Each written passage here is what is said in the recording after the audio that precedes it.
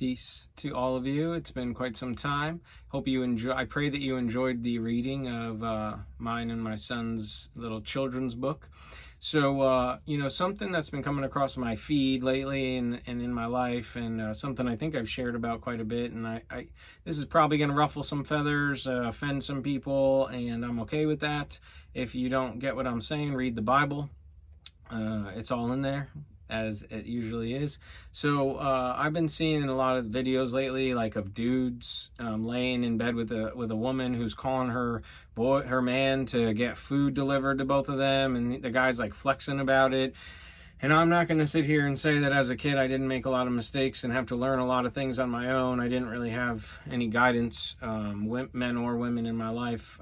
As I've shared with you, I didn't know my dad, and to put simply, and my mom was 16 when she had me, so she was obviously very promiscuous in her life, and I didn't really have a lot of people to look up to per se. Luckily, God from inside out has helped me see the light, as they say. And it's like this: I'm at the point where I'm totally disgusted, and I don't know how you're not disgusted, or why you think it's a flex, men, to sleep with some other dude's woman. She just finished getting down with her man, and you're kissing her and tonguing her and all that. I don't get orgies. I don't get all this. I don't get swapping bodily fluids with multiple people like that. And just simply put, think about this: if we would stop sleeping around, stop being promiscuous, and one man, one woman stayed together and only kissed and slept together, then disease goes away basically in a generation, unless somehow it got passed to the offspring. But within a generation or two, I'm pretty sure it would be gone. So, right off the bat, we're creating a more heavenly space by actually controlling ourselves. So this is mostly a video specifically for men. And from what I've learned by, a lot of the saints had very rough pasts, and it led them to these same conclusions, and they started living very, very prudently. They were prude. They started living celibacy and this kind of thing, and it came from darkness. They from all this suffering, from watching the results of their actions. You think about what it's doing to children to have multiple dads involved, multiple moms involved, and, just confusing, really. And I'm speaking from experience with that. I got to go to 5 different Christmases, Thanksgivings, people I barely know. This one's sleeping with that one, and this one cheats on this one and that one. And all this genetics is being, whatever you want to believe in, all this different spiritual stuff is being passed around, and traumas and darkness and demons and possessions and all just is being exchanged, when ideally, in an ideal world, from my perspective, one man, one woman, they have children, they're now bonded in holy matrimony, the making of a mother. And for you to, as a man, go in and mess up that home and sleep, so some woman walks by and she just finished, having sex with her third guy today or her third guy this week, and now you go and sleep with her. How is that a flex? You got that easily. She's easy. She's obviously suffering because she's looking for love she didn't get in her house when she was a kid, her own childhood trauma. So you're taking advantage of someone who's broken. Maybe you're broken too from your own stuff. However, grow up, be a man, have some self-respect. This world would change very quickly if men stopped being willing to be with single moms, to be with women who didn't make it work with their man, who think there's something grass is greener out there. And this isn't to attack single moms. I know there are circumstances that, I don't know everything, right? I'm just generalizing. People are so quick to walk away and not be loyal and throw away their partner, when for the children, the best bet is generally the mother and father in the home and doing their best to make it work. Now, men need to do their part. They need to be accommodating. They need to be the protector and provider. They need to be loving. They need to be respectful. All those things. I'm not, negating that there's some really wild drug addict men that are abusive and do all kinds of crazy things to their wives, and then it justifies the wife. In the Bible, if you cheat, that's the ultimate thing. So if man, woman cheating, they have the right to leave or walk away. Again, that's something you really need to think about, though. Is do your best to keep making it work for the children and get along and love each other. And on some level, you had enough love to create a child. And this is what I'm saying. We all need to develop self-control, and stop taking this so lightly. The sacredness of sex, the sacredness of bonding like that. the sacredness of procreating life. We all are being raised and programmed that it's a joke, that it's nothing, that it's not sacred, that it's not serious. And then, the alternative is, I'll just have another abortion. I'll take this pill. And it's like, well, how about you just keep it in your pants and take your body as what it is, a holy, sacred temple, and treat it as such and live for God. Love is an action. It's not a word. I can say I love you to lots of people while I'm punching them in the face. It doesn't mean I actually love them. Sacrifice is love. Action is love. Love is an action. So when we show we love God, we are willing to sacrifice our lower pleasures, our lower self, to show God how much we love God.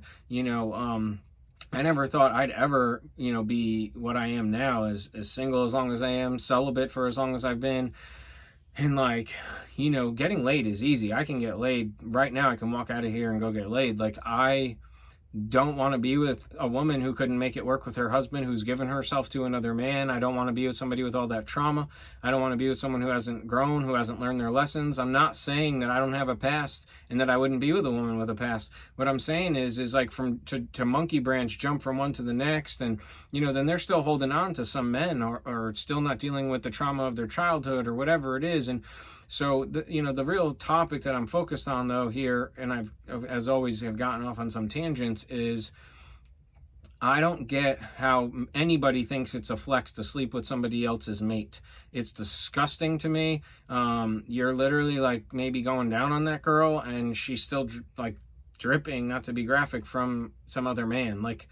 That is disgusting to me. I don't know how you're proud of that. I don't know how you think it's cool that you got somebody's woman to cheat. Now you've proven she's not trustworthy. She's not a good woman, and you're not a good man. If I am my brother's keeper. If you are your brother's keeper, you would never do something to harm your brother or your sister. And, so just because a woman's willing doesn't mean you need to be. Learn how to say no. Learn how to have self-respect. Learn how to be disgusted by a woman who would cheat on her man. Why is that a flex for you to be able to get laid by some woman who's given it away? I don't know. For me, I want a woman who has self-respect, who's not easily giving it away. Not to anybody, ideally, even at this point in my life with my past, I would love to find a woman who's been waiting for me her whole life, who hasn't given her heart to anybody, her body to anybody. And then we find each other and it's like, oh man, this is it. I've been waiting for you. And we wait and we wait and we get to know each other. We spend time, and then eventually maybe we consummate and we come together and we bond in that way, and it never happens again for anybody. I mean, think about this. Why do we look up to those people who've been married 40, 50, 60 years? Why do we, glamorize and look up to those in our minds, not in media, to those who have, been with the same person since they were, a teenager or younger even? People who didn't sleep around, people who just know that, you make it work with the one that God presented to you. So, I might have missed my opportunity, given up my chance with the right one a long, long time ago. And I have to accept that, and I'm willing to. And to me, that's love. That's me showing God I love him. The Almighty, is that I'm willing to acknowledge my past, accept the consequences and karma of my actions. And that's exactly what it says in the Bible. If you cheated on your wife, your husband, not that I did, my wife did, but whether she wants to admit that or not is her own business. She was talking to this guy while we were still married and left. All of a sudden everything was terrible and blowing everything out of proportion, little conversations, anything to just kind of sabotage it so she can go do what she decided she wanted, which was just something new, right? A lot of us want something new. And when you really get down to it, when you love God, you're going to change completely inside and out through action. And you're going to really be able to give yourself to God first, which is the commitment you made to God is to take care of this woman, this man, and then children you have subsequently from that holy matrimony. And then nothing else matters. No one else exists in that way. You take that very seriously. I was blinded completely from the day I found out she was pregnant, blinded. She was the only woman for me. God showed me that this was the one by having kids with her, and that was it. And she knows it. She's still texting me, emailing me how great of a dad I am. Well, if I'm such a great dad, then that also means that I'm pretty wise. And I've given her lots of advice on how, she could now live and spend her days, serving other women that are thinking about making the same decision she made, which she now, I think, in some ways regrets and realizes was a mistake.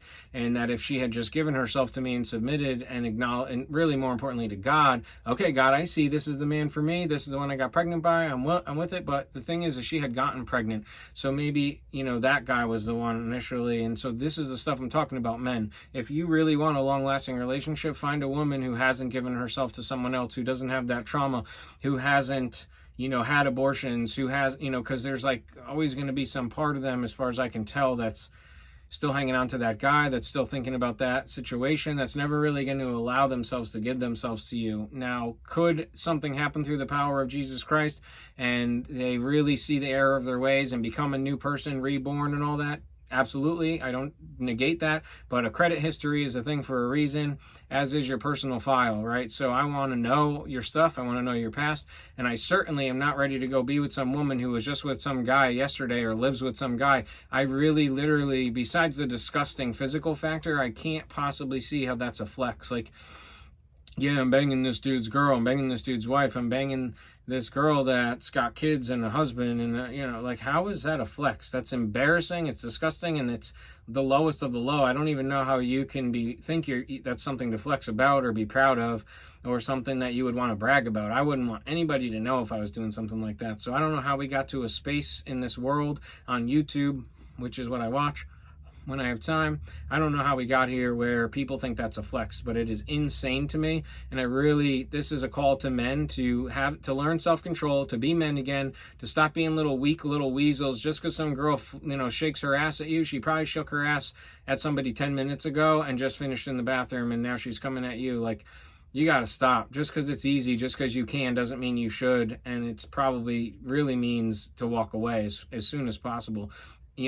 Hold your head high. I prided myself. A lot of the women I've been with were virgins. Like, that was a thing for me. I wanted to know that I was special to you. I still feel that way. So a woman who couldn't make it work with her husband, like, that's a huge red flag to me, because how am I any different? And you've already given your heart to somebody, given your life to somebody, and had kids with somebody. Like, I don't know how you didn't make it work. I don't know why. There's something going on with you, and I don't know how that's going to work with me if that's the case. If you are unhappy, you are the reason for that. Like, my ex was unhappy, but even now I think she finally could realizes it's not anybody around her. It's her. She's unhappy because she's an unhappy person.